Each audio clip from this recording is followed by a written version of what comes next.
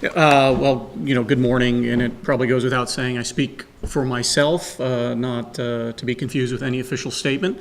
And what Tuan had asked me to do is organize a group of us, and so there were 6 of us involved in developing a paper which you should have received via email. If not, it'll be posted on the BGF website. So what animated us was really sort of the theme I think we'll get to soon, is looking really at cyber defense strategy for a nation. And I think the 6 of us used sort of the attack against the Ukrainian power plant as sort of our animating idea, and we looked at other attacks on critical infrastructure. And so at least I'd like to acknowledge the co-authors. Jackie Schneider, my colleague from the Naval War College, Mike Miner, who is sick at home watching us live via the stream. Hi, Mike. John Savage, who's a computer science professor at Brown University. Alan Citron, who works in the cybersecurity field professionally. And then Tuan. And so when you start to ask the question, what happens when you get computer scientists, political scientists, and people working in the cybersecurity field to write a paper, this is what we have.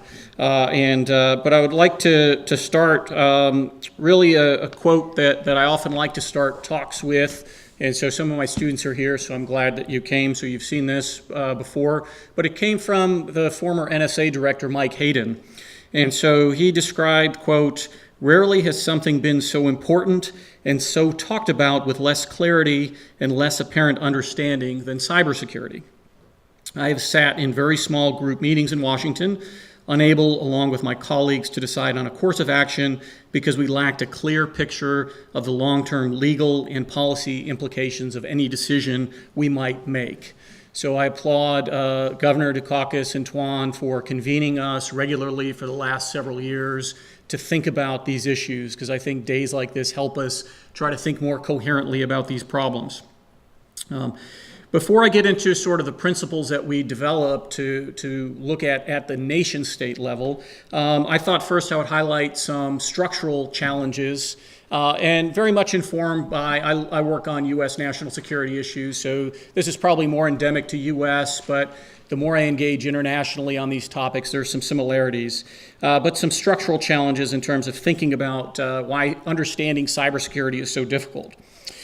First, I would say, related to what Joe and I raised earlier, is cybersecurity really challenges us how we think about domestic and foreign boundaries. And in national security, what's domestic and what's foreign is one of the really critical questions that we often deal with, because militaries, intelligence services are often focused externally, prevent invasion, meet challenges far from your shores. But when it comes to cyber threats, as we all know, boundaries have less meaning. And it becomes much more difficult to sort of think about national security and cybersecurity because of the boundaries start to lose meaning. The second idea, I think really, more particular to the U.S., is it starts challenging distinction among the different federal entities that are engaged in national security.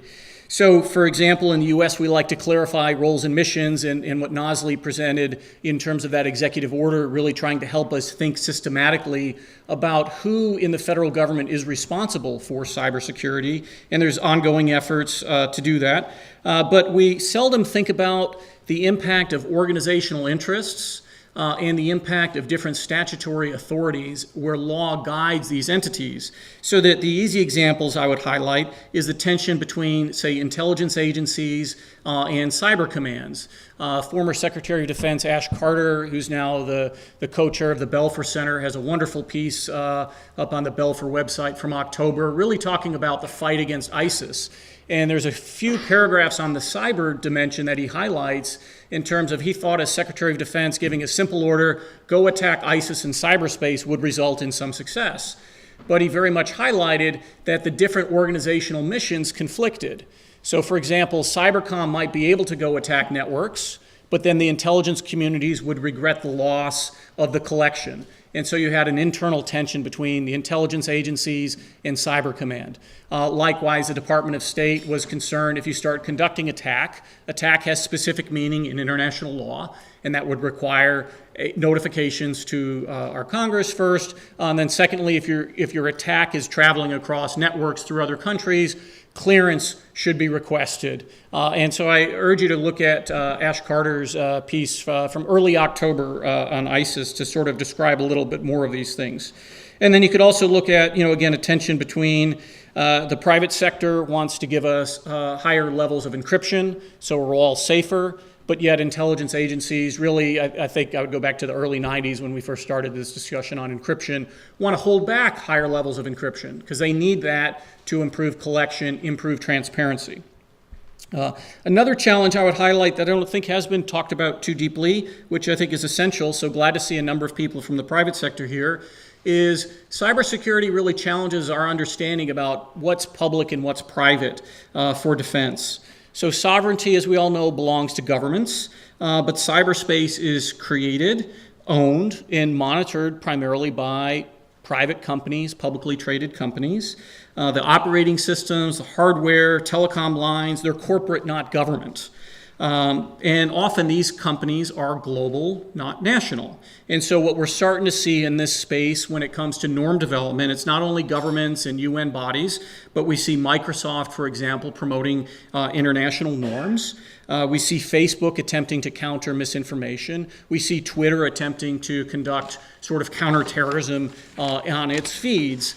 That governments and international institutions are not the only ones in this space, and I would sort of argue that companies are probably more important in my personal view than governments in this space. Another challenge really relates to some comments that Joe Nye had raised is it's hard to start isolating sort of malicious cyber attack, though he gave us sort of the positive on the US-China one, from broader bilateral issues. And so if we sort of, how we were able to get to that 2015 agreement, it was complicated by things that came before, issues such as trade, foreign direct investment, debt, North Korea.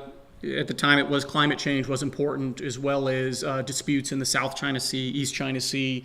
Cyber was maybe one thing on the list of 10 that the two countries had to wrestle with. And so as we get inspired to think about how might the US and Russia, for example, come to some agreement, we have to look about in the broader agenda that exists between the two countries, not just the cyber agenda.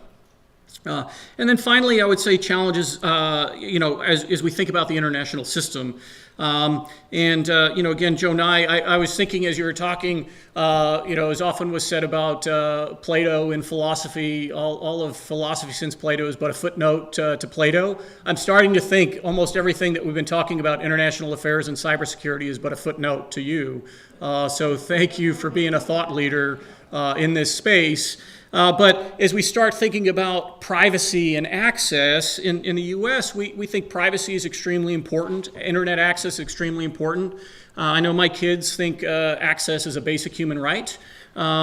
Europe, I think they take it even further to the extreme. The right to be forgotten and privacy laws, are much more, valued than, say, in the United States. And then we contrast that, where Russia and China, internet freedom is considered a threat to authoritarianism.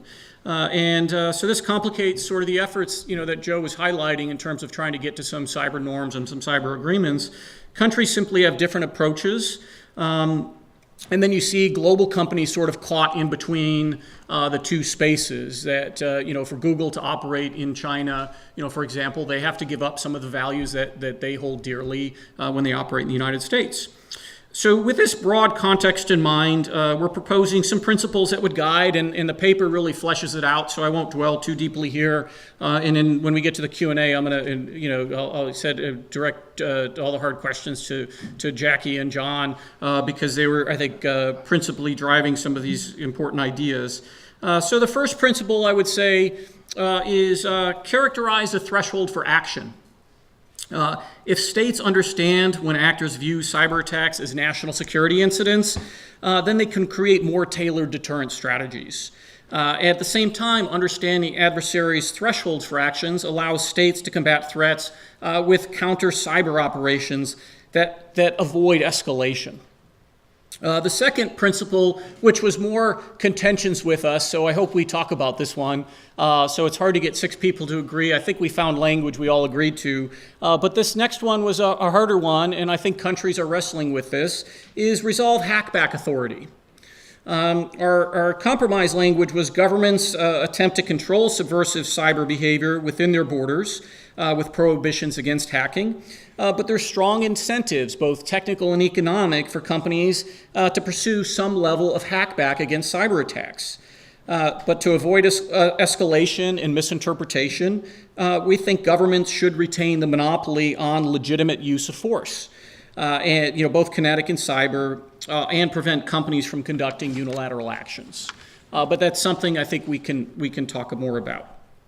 The next bit, because we're primarily interested in critical infrastructure attack, and so this is where I'm grateful, really both to Tuan's ideas and the governor's and Jackie's in terms of critical infrastructure attacks are going to have a local impact. But often as we think about cybersecurity, we're up at the national and international level. But if the power here goes down in Cambridge, or the T is not working from a cyber reason, not for other reasons, it's really, we need to make sure that connection exists between national and local governments, and making sure local responders really know what challenge they're really facing when they show up to fix things. Next is really, collaborate across borders, and I won't dwell there because Joe had really highlighted that. Within a country, facilitate cooperation across critical sectors. I think we can look at certain sectors around the world. Some are better than others. Financial services have a very strong ability to share and work with each other. Telecoms do as well. Retailers less so. And so one of the things that we can think about is how you can facilitate coordination across different sectors. Next is engage the civilian information technology sector and to see how they're wrestling with this space, recognizing cyber is a civilian space, and so vendors have to be deeply involved in these discussions. Next, at the citizen level, empower digital literacy and education. And then next, really my colleague Chris Demchak from the Naval War College has done a lot of great work on resilience, for example. And so how do we practice comprehensive resilience? When those attacks do occur, things do shut down, how are companies, how are municipalities, state governments prepared for that? And then finally, build partnerships among developed and developing countries. One of the things I'm grateful for the discussions I had with Tuan is, we're having very deeply informed discussions here, and they are around the world, but what about countries that are really in that developing stages? How do we connect with them? How do we share lessons? How do we build those relationships? How do we make their systems more resilient, their citizens more digitally literate? So with that, I would just like to say, the principles are more fully fleshed out on the paper that you received and up on the BGF website, and we hope these will guide cyber defense strategy development at the nation-state level, and we look forward to your comments after that. Thanks.